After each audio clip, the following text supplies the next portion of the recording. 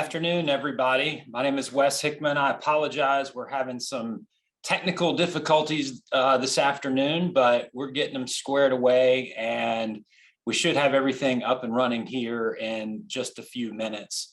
Want to thank all of you for being with us this afternoon.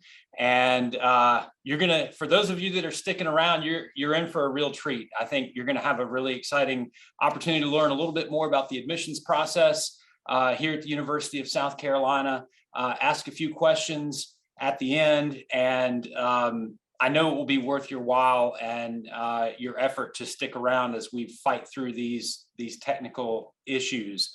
Before we get started, if I could just maybe touch on a couple of things. So I'm the CEO of the Alumni Association, and a couple of the things that we do here that you may not know about revolve around student scholarships. We actually have 4 scholarship programs through the association. We give about $250,000 a year in scholarship support to students. And one of those programs is our Legacy Scholars program. And for those of you that are alums, if you have children who are looking to come to school here next year, this is an opportunity that you can take advantage of. We offer a scholarship to qualified eligible students that apply, whose parents or guardians are members of the Alumni Association. So it requires that you become a member, which is an easy thing to do. It's $55 a year, or if you've got a couple kids you hope to send here over a period of years, you can pay $900 and get a lifetime membership. And that makes your children eligible to become apply for the Alumni Association's Legacy Scholarship Program. That program applications open December 1st. And then close on April 1st of the year that you are applying. It is a competitive process. It's number one, eligibility, and then number 2, it's sort of a first come, first served basis. There is information about that scholarship program on our website. If it's something that you are interested in, if you have somebody coming to school next year, I advise that you check it out. There's also information on our site about how you can join to become eligible for that scholarship program. There are 3 others that we have. One is for honors college students.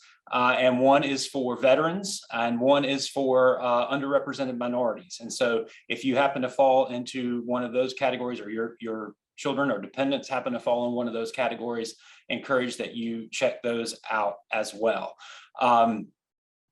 Mary is going to talk about the admissions process kind of in general. Start off with our generalities, kind of talking from a high level, and then we're going to get down, or we'll give you the opportunity to ask some questions at the end. She probably won't go into a ton of detail about scholarship programs like I just did, but I wanted to make sure that you were aware that those were out there and available. There are a ton of scholarship opportunities through the university and financial aid opportunities through the university. I see that Mary has gotten logged on now, so I'll stop rambling a little bit and maybe just by way of brief introduction.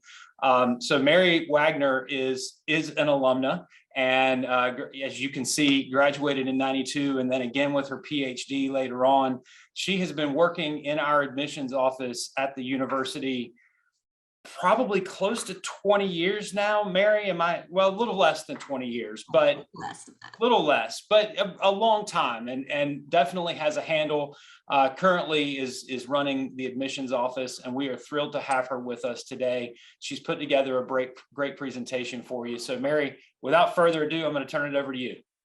All right, thanks everybody, and thank you again for all your patience. In a meeting earlier today when we were talking with some of our staff, and I have a lot of staff of varying ages and generations in the admissions office, and we were talking about, what was it like to go to school many years ago? And when I went to school, there was one major computer lab on campus down in the basement of Gambrell. You probably remember that, and I remember in my very first semester as a freshman at the University of South Carolina, I was in a pilot section of an English 101 class that thought, hey, let's give these students access to word processing software and see if they can use that to write papers while they're in school and for their English classes. And so we've come a long way, baby. And that includes using technology, which is great when it works, but always can have a couple of headaches along the way when you're doing things a little bit differently. So again, thank you very much for your time and your patience today.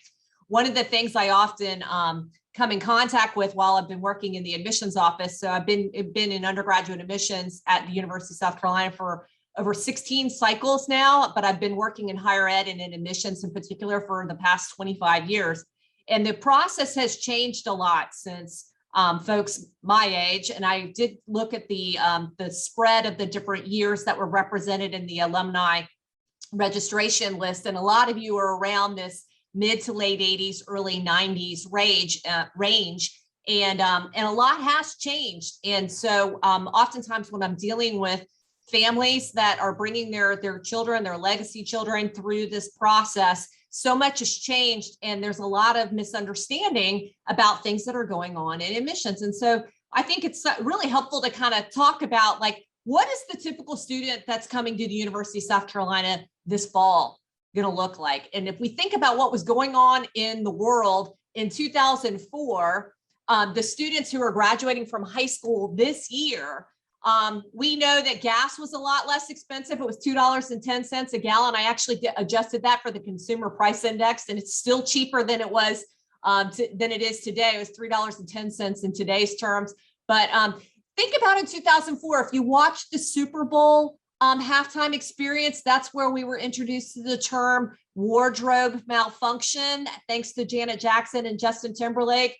Band-Aid, which, you know, if you remember that song, Do They Know It's Christmas? We know it's Christmas because, you know, Band-Aid and Bono and all these people got together to sing a song to raise money for a drought in Ethiopia. But the popular musicians of the day were Blink-182, Green Day, and Britney Spears. You know, she let us know how important it was to get our belly buttons pierced. We also know that George Bush beat John Kerry to be president for a second term in office. We saw our first same-sex marriage performed in the state of Massachusetts. Martha Stewart went to prison that year and was sentenced for 5 months while she was trying to figure out how to smuggle spices out of the kitchen and into her meals.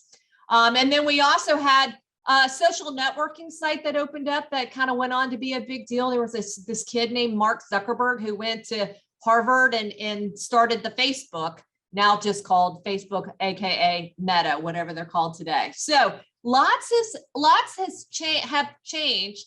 Lots of things have changed. But this kind of the scope of kind of how people get access to information and what people know and the cultural zeitgeist and what's, you know, just commonplace today just has changed so much.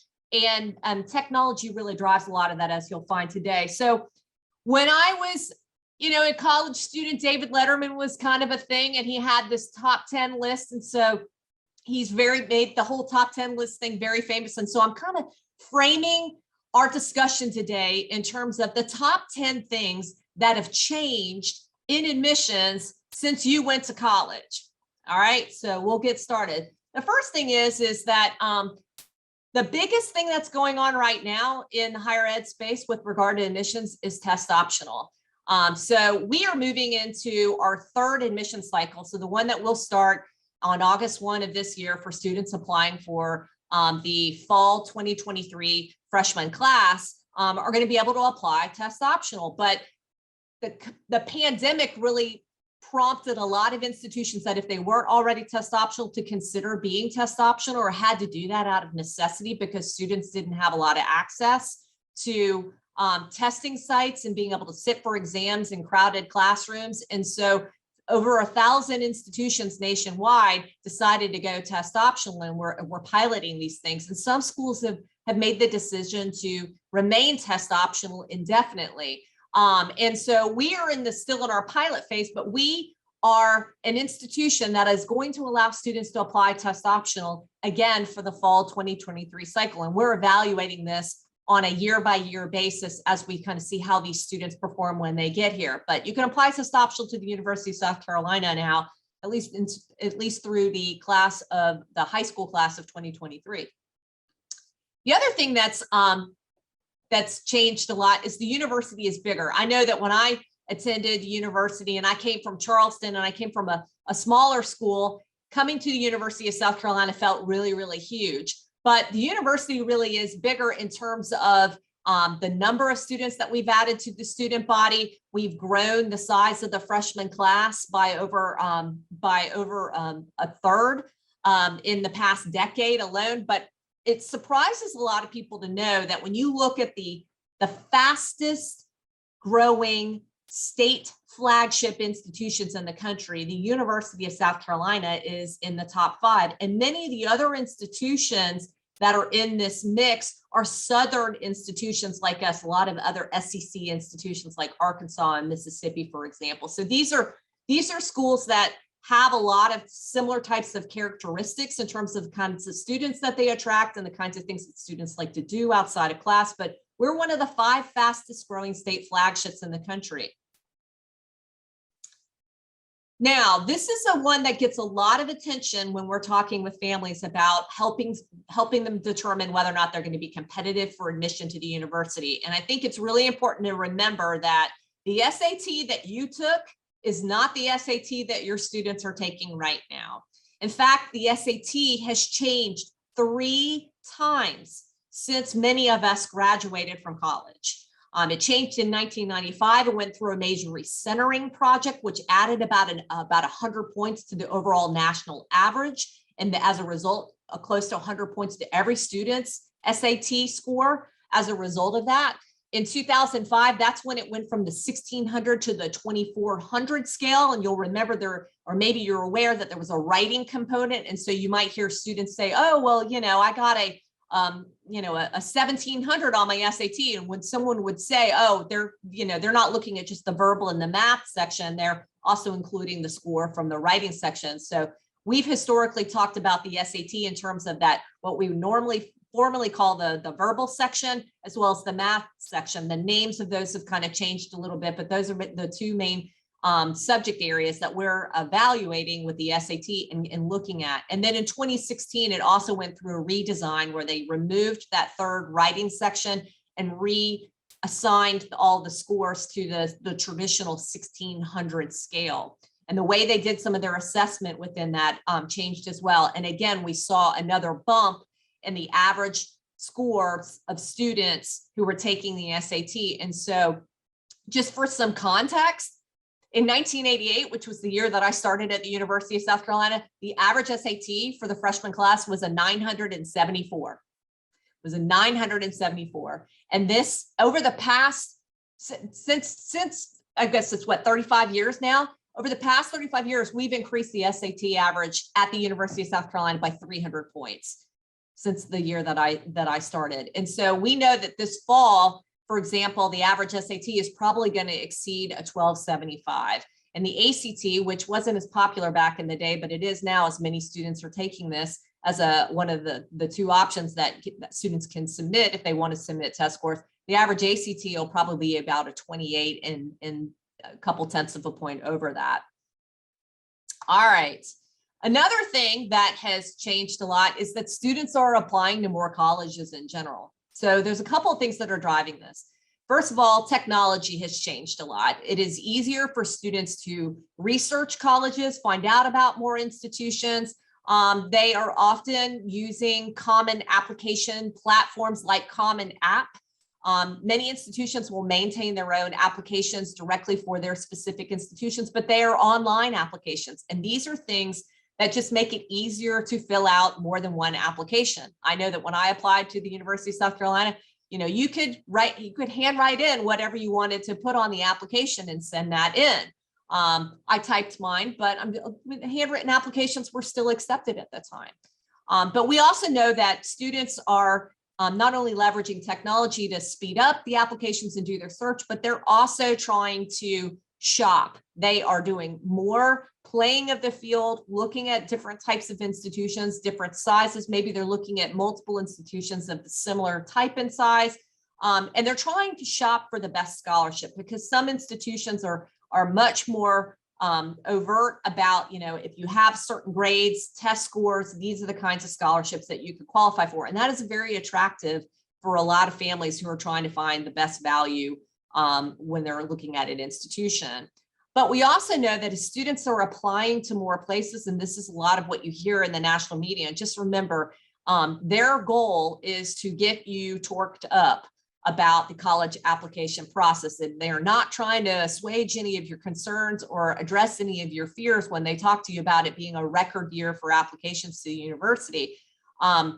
It does create some bottlenecks for some of the most popular institutions in the country. And people love to talk about the Ivy League and how hard it is, but you're talking about institutions. A lot of the schools that they will focus on are the types of schools that may enroll maybe 1% to 2% of all bachelor's degree seekers in the country. And they really just are not representative of the typical college bound student in the United States. And so I would just caution you against hearing how people get freaked out about that. But as institutions get more applications, that can put pressure on the institution and have to turn more students away. But oftentimes you'll find that a lot of schools are also growing their enrollments. And so yeah, they may turn away a greater proportion of the students, but they're actually admitting more people than they have in the past, knowing full well that students are applying to more than one institution, and that they may be trying to decide between 2, 3, 4, 5, 10 acceptances. And so that can affect the number of offers that might ultimately be extended depending on how popular an institution is. Just for some other additional context too, I just find these fast facts to be really interesting. In 1988, and I'm just using that as kind of a benchmark here because, you know, that's when I started, we had 7,471 applications to the institution. We admitted 6,335 of them. So that was an admit rate of 85%. And we enrolled 3,000 freshmen. So a yield of about 47%. So 47% of the students took us up on the offer of admission. That's what yield is. When we look at 2022, the class that's coming this fall, we received more than 42,000 applications. We admitted 26,900 plus for an admit rate of about 65%. And we expect to enroll more than 6,400 freshmen. So you can see more applications, but we're also getting bigger and we're also admitting more students. All right. Yes. So if more students are applying, admission does get to be a little bit more selective. But as I mentioned, we're also growing the size of the class and all. But I find that this application trend chart is very, very useful for helping students understand the draw and the position that the University of South Carolina occupies in the marketplace. So part of our increasing selectivity, yes, comes from increasing application volume. That is true.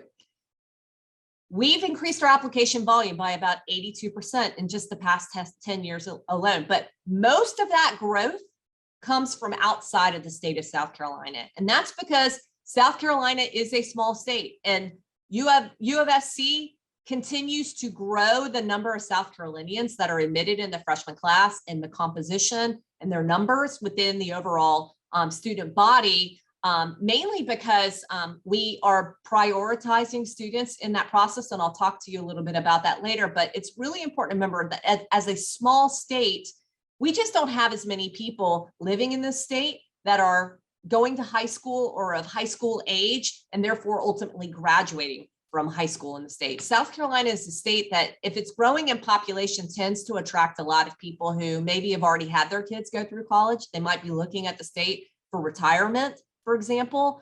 And so if the state's been growing its population, it's really not been growing it with people that are thinking about sending their kids to college here. They probably have already had their kids and sent them to college. But more students live in the other 49 states than live in the state of South Carolina. So if the institution is going to grow its enrollment and grow its application volume, really the best place to do that for us is outside the state of South Carolina. This fall, we had about more than 70% of the students who applied for admission to the university were not from the state of South Carolina. All right. Now, I alluded to this in the previous slide, but admission standards are different depending on where you live. So non-resident students do not displace South Carolinians in our freshman class. And that's something that we often hear repeated when people hear that there's a lot of out-of-state students coming to the University of South Carolina. The first thing they think is like, oh, well, you must be taking them instead of the in-state students. And that's not true at all. As I mentioned, South Carolinians comprise a smaller proportion of the overall applicant pool, and non-residents account for more than 70%, but we go out of our way to fill our class with as many qualified South Carolinians as possible, first and foremost, and then fill in on our overall class goal with out-of-state students. And so as a result, it is more competitive to gain admission as a non-resident student because we're trying to maintain some semblance of residency balance in the freshman class. We'd like to have more in-state students than out-of-state students. We're not legislatively mandated to take a certain number of in-state students versus out-of-state students. And part of that's been because we've always been able to increase the head count of in-state students that are typically enrolled in our freshman class year over year. But it's also a function of math, right? It's just a function of math. How many high school students are out there? How many people from South Carolina ultimately apply, and what portion of the overall applicant pool can they reasonably comprise if we want to stay a certain size and make sure we have a certain proportion of in-state students in our class. All right, this next point is hard to take, but it is real. The struggle is real on this. High school grade inflation is out of control right now. And so I know a lot of times we will talk to family members who will say, you know, my kid's GPA is higher than mine was. But really the 4.0 is the new 3.0. And this is because we have lots of high schools out there. We have over 1,870 high schools represented in our freshman class this fall. And a lot of them will use varying weights for honors, AP, IB, dual enrollment coursework. Some might do a half a point, some might do a whole point. We've seen some states where they only offer numerical grades and they go ahead and add the numeric value into the overall grade assigned to the class and things like that. And so the net effect of that is that we have a lot of students who have very high GPAs applying to the institution. This little snapshot that I pulled here from USA Today really kind of does a nice job. It only shows you through 2016, but you know, the trend is still relevant here, is that you're seeing that close to half of all students who are graduating from high school today report that they have an A average. And it is because of a lot of this weighting that's going on. We have seen, even in some schools, especially in the state of South Carolina, it's possible to get over a 5.0 GPA. And so just for some context, you know, with this past year, when we looked at all the students who applied for admission to the university, the average GPA, when you account for the weighting that is going on in many of these high schools, the average GPA is right around a 4.3 for the admitted freshman class. All right, so academic rigor has improved. We talked about increasing GPAs. Yes, they're a little bit inflated, but we also have increasing SATs. And the reputation as alumni of the University of South Carolina, it's never been a better time to be an alumna or an alumnus of the institution. You have much to be proud of. Our reputation has skyrocketed. We have more nationally ranked programs than any other institution in the state of South Carolina. And we have many nationally ranked programs of note that can directly benefit undergraduates as well. So many of you know about our top ranking in our South Carolina Honors College. Many of you know about the International Business Program, which, you know, frankly has been #1 for a period of time longer than kids have been alive that are applying to the college right now. We also have been recognized for the nation's best first-year experience. Many of you may recall taking University 101. That is a nationally renowned program. We have a national think tank, the National Resource Center for the Study of the First-Year Experience and Students in Transition. Say that 10 times fast. Here on our campus, we have our own journal. People come from all over the world to learn how we capitalize on our strengths as an institution and prioritize first-year student success. We're very good at that, and people come to us to learn how to do that, and we are well recognized for that too. We also have way more majors, minors, lots of students here are pursuing double majors, multiple minors. They're bringing lots of credit with them when they're coming from other institutions too. So this also helps them graduate with more degrees like double majors or multiple minors. It is much easier for students, for example, to do study, what we used to call study abroad or study away, but that international beyond the classroom experience also has been recognized and rewarded here at the institution.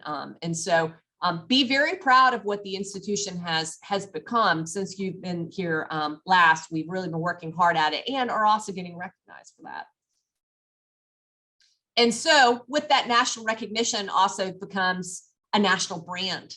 And I think one of the fantastic things that we have going for us is, you know, it's not unusual for us to get almost every single state represented in our freshman class. This is something we've been working really, really hard on. Yes, South Carolina is our #1 feeder state, but we also include other states in our top 10, such as North Carolina, Georgia, Virginia, Maryland, Pennsylvania, Massachusetts, New York, and Connecticut.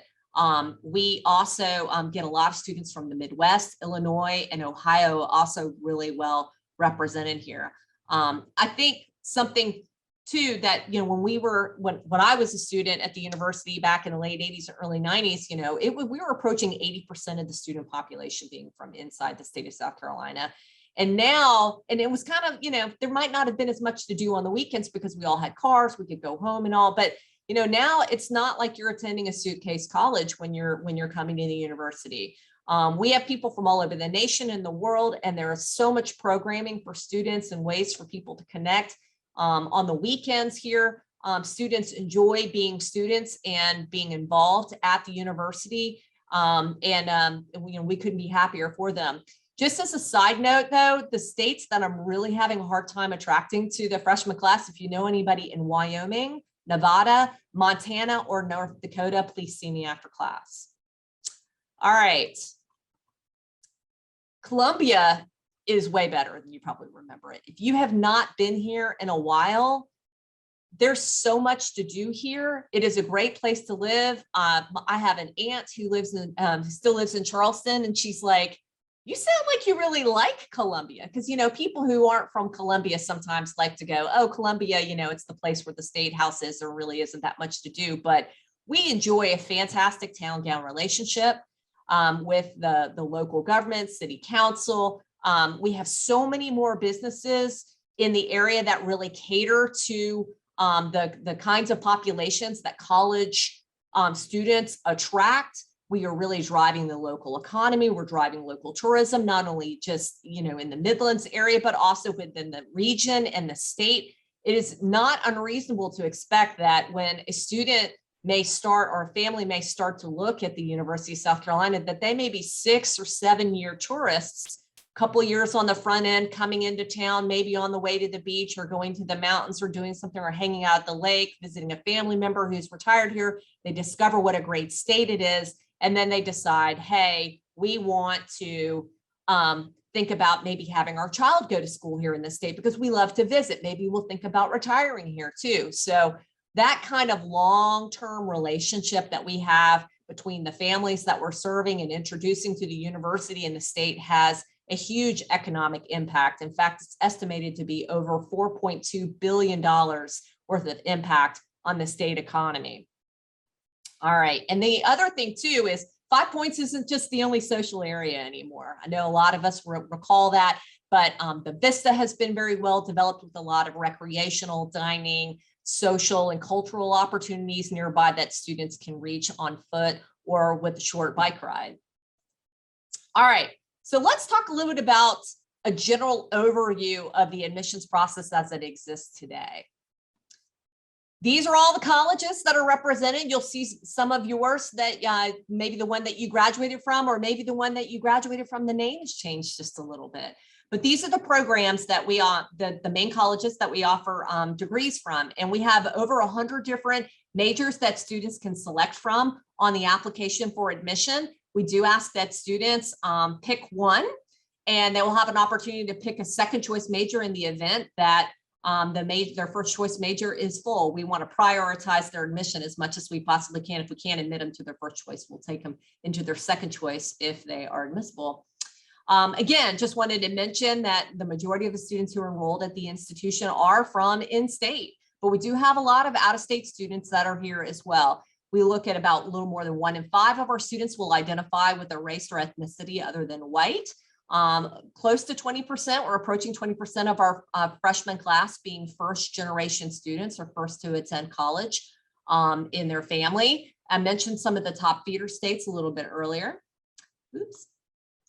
Here's our profile for the fall 2021 class. So we don't have all the stats ready to go for the one that's the class that's coming in August, but you can see here that it's a competitive pool. We have a lot of people applying for a relatively small number of freshman spots. But again, we're going to admit a lot of students because we also know that one, we're prioritizing South Carolinians, and two, we know that students have a lot of options. So here's the middle 50% on the GPA, the high school GPA that we talked about, as well as the SAT and the ACT. And I like to break this out by residency because here you can see the SAT average for an out-of-state student is a little bit higher, same for ACT, than it is for an in-state student. And that's because we're prioritizing our residents in this process. All right. I mentioned test optional a little bit earlier, but here's how we operationalize this. Again, we're going to be test optional for the class of 2023. And so the way this works is if a student says that, hey, I've taken the SAT or the ACT and I feel like it's representative of my ability. I think this, I'm looking at your middle 50% on your test score profile, Mary, and I think I would be competitive because my test scores are within that range. We would recommend that you look at that to determine whether or not you want to submit your test scores. And so if you want to say, hey, I'm sending my test scores, you would just check that box on the application, let us know, and we will use them to evaluate you for admission as well as for scholarships at the institution. Now, South Carolina residents, you guys have access to additional monies through the Life and the Palmetto Fellows Scholars Program. And so scores are required to qualify for some of those awards, especially for Palmetto Fellows. On Life, you can meet the 2 or the 3 requirements, but if the test scores were needed to qualify for the Life Scholarship at your specific high school, you can apply test optional up front for the admission, the initial scholarship evaluation from the University of South Carolina, but you will need to send those test scores later on in order to verify your eligibility for any of the state scholarships like Life or Palmetto Fellows. And we do super score all of our score options. So that means we'll take the highest evidence-based reading and writing section on the SAT from one test date and the highest math section on another date to create a super score. Or on the ACT, we would take the highest individual subsections of English, math, reading and science section, and it's escaping me on the last one. I think it's reading and then science is the last one. So, but we'll take the highest subsets of all those and add them up, divide by 4, and create the new ACT composite super score. All right. So these are the questions. This is how you opt in or opt out of test optional. Yes, I want my scores considered. No, I do not. And the 2 ways to apply to the University of South Carolina. We have a direct application to the university that you can access on our admissions webpage. We're also members of the Common Application Group. So if you're thinking about applying to the University of South Carolina, as well as other institutions that are on Common App, that may be a more useful way to apply, an easier way to get that started. All right, so here's some of the things that we're looking for. We are looking at your academic performance in grades that you've earned in high school core classes. If your school does rank, we are going to make a note of that if it's available to us. And we're also looking at the rigor of the classes that you're taking. Are you taking advantage of the rigor that's available to you within your specific high school context? So, and we'll look at things like, how many APs are offered at your high school and how many of them did you take advantage of? Is IB offered, or do you have honors classes or access to dual enrollment? So we're looking at all of those kinds of things to see how you're planning your schedule and making sure that you're taking advantage of a certain amount of rigor that can make you competitive in this review process. We also have required high school classes that we have available on our website. And so it's going to be 4 English, 4 math, 3 lab science, 3 social studies, 2 years of the same foreign language, a fine arts class, and another academic elective. We have all this information listed on our website, but if you're from the state of South Carolina, your high school counselor knows what these classes are and is making sure that you're registered for these things. And we have found that for the most part, high school curriculum in most other states is very closely aligned with what we require. And standardized test scores, if you're planning on submitting them, we will look at those. Again, the choice of your major and your residency. We do have some programs that have limited admission. Business is one of them. We also anticipate that nursing is going to fall into this category next year as well. They just have a limited number of spaces in those particular programs, but we encourage you to select another major as a backup in the event that space fills in your first choice major. We do require an essay, and we will read that as part of our holistic review process. And then, of course, we'll look at any of the extracurricular activities, honors, and awards that you have listed on your application. These are the courses that I was talking to you about. They're also listed on our website. And then there's the final application checklist. In order to be able to have a complete application on file, you would submit the application either through Common App or directly to the institution through the USC application. That would include filling out any of the activities or the essay sections. There is an application fee of $65. If your student is eligible for a fee waiver, they have an option to disclose their reason for why they qualify for that. There's a school report form that's completed by the counselor, and your counselor is familiar with what this requirement is, but it basically tells us a little bit about your high school and how you've performed relative to your peers in that high school. And then all students are encouraged to get a copy of their unofficial high school transcript before they apply for admission to the university. You can take a picture of that transcript and you'll upload it into your application, and we'll use that for the initial evaluation to the university. If you ultimately enroll at the university later on, you'll have an opportunity to send the final later. All right. We get a lot of questions about the Honors College application. The process is a little bit more intense, but students are encouraged to apply for general admission to the university first. That is the only way that you can get access to the Honors College application. You have to apply for general university admission first. And then you will get an email later on if you are deemed a competitive candidate for honors admission. We'll automatically email you, but students can also contact us and ask to have the application sent to them. We'd be happy to put it on their checklist. You don't have to have test scores required to apply for the Honors College, but again, if you told us to use them, we will. And then there's a few more essays that are involved, 2 essay prompts, 1 short answer question, and then we also require 2 letters of recommendation. So a couple of tips with regard to just the timeline of applying. If you want to apply early action, which is our non-binding application program, and you want to hear from the university before we break for the winter holidays, we strongly encourage you to apply early action, with the deadline for which is October 15th.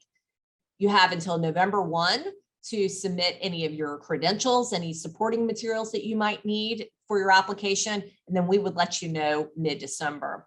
For Honors College, the application deadline for the Honors Supplement is November 15th. But remember, you got to apply for general university admission first before you can get access to the Honors College application. So we would encourage any student who knows that they want to apply to the Honors College to apply early action, which would be October 15th, in order to give them enough time, enough lead time possible to fill out the Honors Supplement. And they have until December 1 to submit their credentials, and then we would let them know about the honors decision by mid-February. The decision for Honors College is separate from general university admissions decisions, which is why you would apply for early action first and then hear about Honors College second.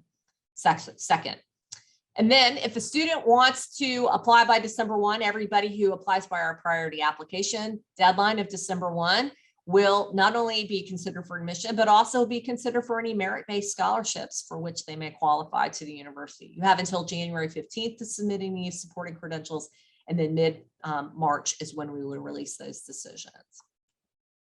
All right.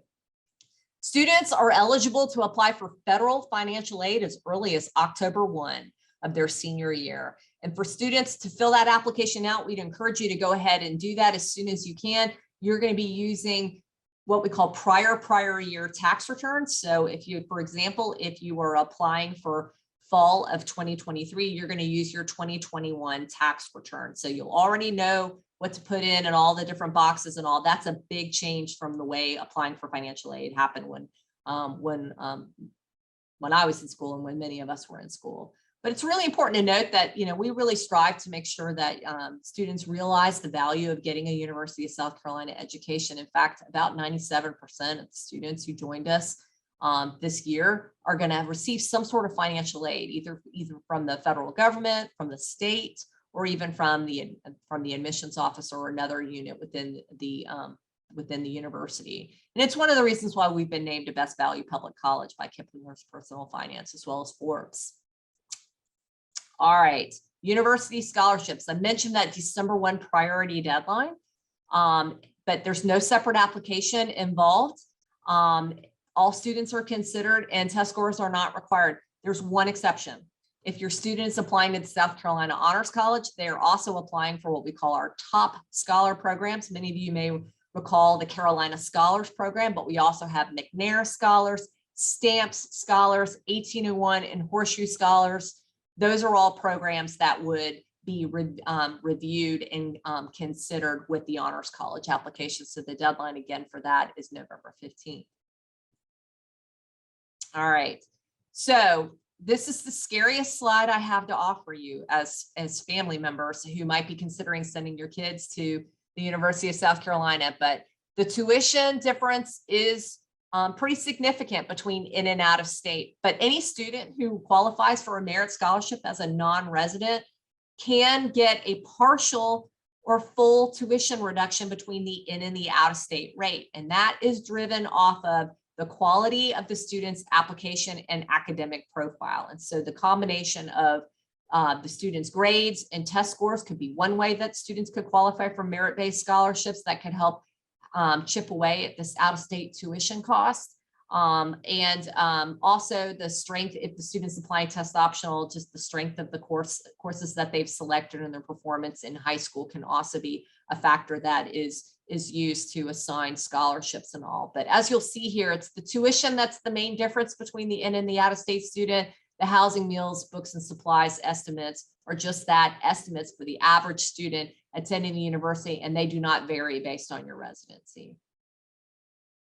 All right, so if you haven't had a chance to visit the University of South Carolina, like officially, one of the things I really worry about, especially when I'm talking to in-state students oftentimes, and the kids from Columbia are the worst because they think they know everything there is to know about the university because they live here. And maybe some of you are thinking like, oh, I'll just drive through one day and I'll come by and show my kid and we'll do, you know, the old, reality tour of what it was like to be a student here. But we'd really encourage you to come through and do a visit through our visitor center. We do tours Monday through Friday, and there's a way to sign up for those. I would be surprised if you do not learn something new about the university that you never knew before by going on these tours. We also have virtual tour options available. And so please do think about bringing your child and come in and enjoy that walk around. There's a lot of new stuff here, a lot of new buildings. The campus has changed a lot. And we'd encourage you to take a look at that. And last, if you want to get a hold of us, these are all the ways to do this: web, email, phone number, social media. We have regional reps that serve different parts of the country as well as different regions of the state. We also have a live chat function on our website. If you want to just ask a quick question about something, we'd be happy to do that. And we offer lots of virtual sessions for more information, more in-depth explorations of a lot of these topics that we discussed today. So I'm going to stop sharing now and see what kinds of questions we might have. Wes, you want to? Yeah, Mary, so what's up?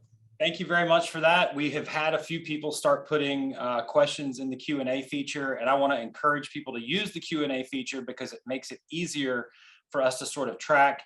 We've got two other folks that are on the call with us, Jessica and Catherine from the admissions office, and they're helping to feed or helping to receive those questions and make sure that they get answered or push them over to Mary so that she can answer them live.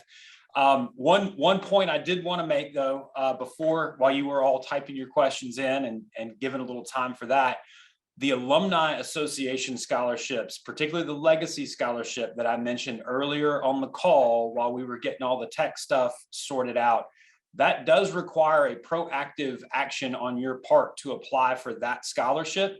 Because we are an independent 501c3 of the university, although we award those through the admissions office, it does require an extra step. And so it's not something that you can just qualify for by applying for admission to the university like some of the other university scholarships. So if you have someone coming in the class of 2023 or beyond, make sure that you take that into consideration as you are planning your scholarship opportunities.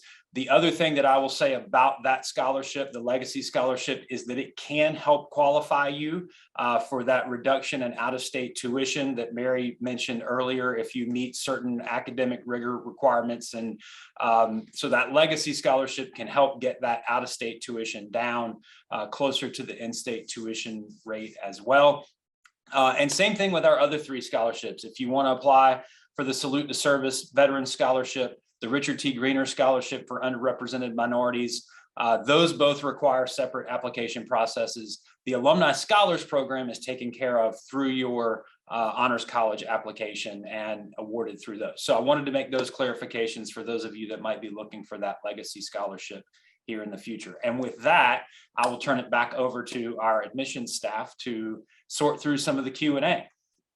Yes, thank you all so much for your questions as they've been coming in. We've been answering some live, trying to get them, typed responses. But Mary, I'll go ahead and ask you some of the questions I see here. It looks like if you're able to name the percentage of out-of-state students who do receive some sort of financial aid. It's pretty high percentage. I think that not all students who are admitted from out of state will receive a scholarship, but most of them that do enroll tend to have a scholarship, right? So I think that, just because you have so many more people applying from out of state, and we end up having to admit a lot more out of state students because, distance from home is a big factor for a lot of people. That if you get outside a certain amount of driving distance, for some people, that's kind of a deal breaker. And also they may apply, but we know that the probability of enrolling is not the same. But a scholarship oftentimes can help bridge that gap for a lot of people and all. But I know it's probably over a third of our freshman class that in recent years has received some sort of merit aid coming in. So it's probably a little bit higher in state just because you have a lot of students that are getting life and permanent FLAs. Absolutely. We've had a couple of questions just about younger students who maybe are, finishing up middle school, getting into early parts of high school. So just anything that we as the Office of Undergraduate Admissions offer to help those early high schoolers start making decisions about career choices in colleges. Yeah, I think it's a little bit of daunting to be thinking about your junior high student applying to college, but and I don't say this to alarm people, but I know I've said it to some of my friends who have junior high kids. By the time your child enters into high school, they're pretty much on the path that they're going to be on to be prepared for college. And I know a lot of students are taking, maybe they're taking a math class or a foreign language class or a science class or something like that in 8th grade or even 7th grade in some instances to kind of get a head start on these things. But that can that's not required, but a lot of people do that. And but I think you want to make sure that your student is poised to take a rigorous course path and that they feel they can do reasonably well. And we don't want you to take a bunch of advanced courses and fail them, obviously. But that you should be thinking about the course selection, getting the right classes, inserting some rigor in the areas that students feel like they can do well, and start visiting colleges. Maybe it's not the official going through the visitor center, although I think that can be helpful, but a lot of colleges are already reaching out, asking you to get on the mailing list. I would say yes, get on some mailing lists there. You're going to notice a lot of mail that's going to start showing up after your child takes standardized tests, SAT, PSAT, ACT, pre-ACT, all those kinds of things are going to be ways that colleges are going to find out about your student, and they're going to want to get you on their mailing list. And so you can kind of start, sorting through some of the stuff and getting on some mailing lists and then developing some relationships so you can kind of, see how things have a 4-year relationship with them rather than a 4-month relationship. So I think that's fine too. But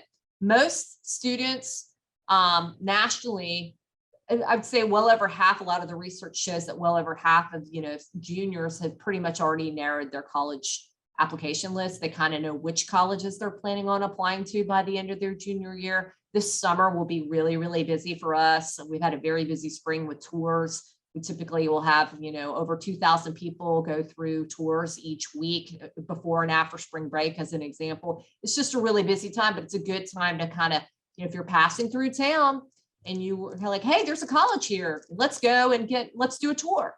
It's a great way to quickly see and just kind of get a feel for it, to get a vibe. So it's not too soon to start doing that sort of thing, so you can narrow your lists.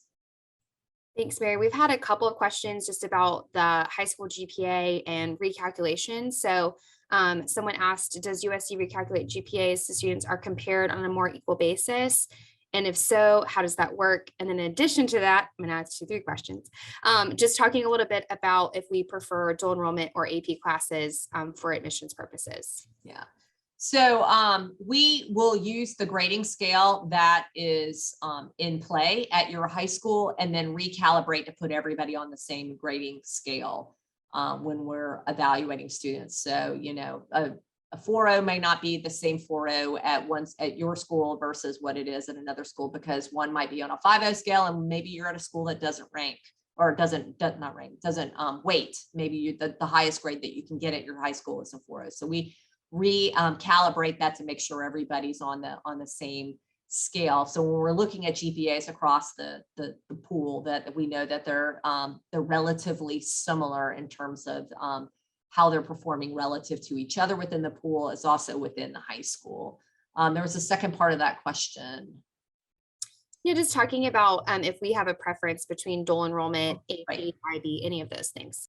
I think that, one of the things that a lot of colleges will do is they'll look at the advanced options that you have access to. And so if you are in a school that doesn't have a lot of AP or a lot of IB and dual enrollment is the advanced course path option, that's popular, do it, that's fine if you have access to that. I think one of the things that there's a big national debate, and I think you need to have a conversation with your student and your counselor over the value of AP versus dual enrollment, for example, if you have access to both. And I'll use an anecdote to help illustrate this point. I have a niece who lives in Georgia who wants to apply to a very competitive technical/engineering college in the state of Georgia. So you can figure that out. And she has taken like 12 AP classes already throughout high school. And she said, Aunt Mary, I think I want to take dual enrollment calculus instead of the AP calculus at my high school. And I was like, why are you going to do that? She goes, well, I'm afraid I'm going to get a B. Afraid I'm going to get a B in that class because this is the hardest class at my high school. Everybody gets B's in this class. I don't want a B on my transcript. And I was like, well, if everybody's getting a B, don't you think the college is going to be able to see that when they're looking at all the students from your high school, that everybody gets a B in that class? Also, how are you going to explain to an admissions officer that you've been taking all AP classes, but you chose the dual enrollment class just because you wanted to get an A, which basically you're signaling that you think that the dual enrollment class is easier, right? And so when you're trying to think about what your transcript says about you and what kind of opportunity that you're pursuing, you need to have those kinds of conversations with your counselor about what's the best fit. Now, if she had said AP is not offered at the right time, and this is the only way I can take an advanced course, and I have to work after school, or I have some other kind of a commitment or whatever, that's a different kind of an explanation other than saying, I don't want to take it because I'm afraid I'm going to get a B if I take it in school. P.S. She's registered for AP calculus next year.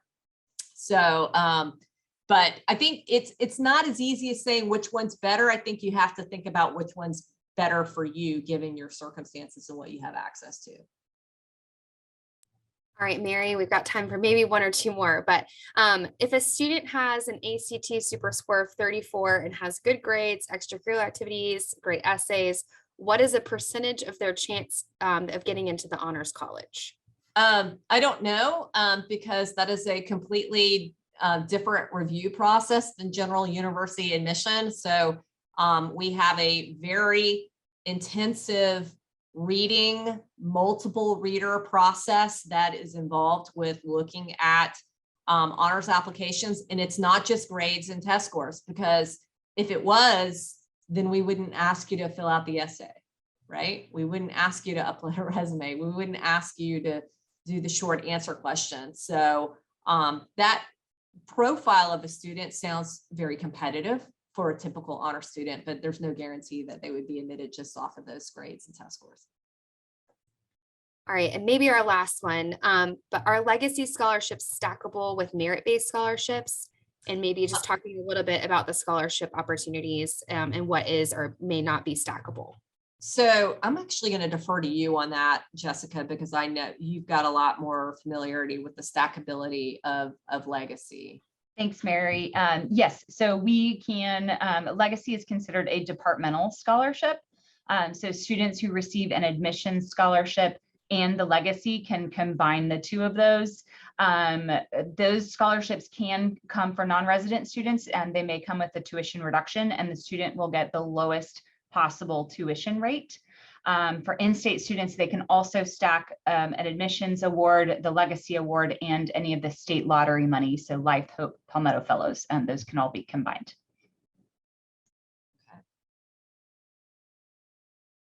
This was fun.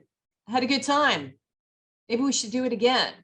Maybe if somebody wanted to do it again, we could ask them to go to sc.edu/admissions and look at all of the stuff that we do all year round, plus get on the list so that we can continue to communicate with them and let them know about deadlines, events, kind of, lay out the breadcrumbs of how to apply to the university and ultimately become a Gamecock.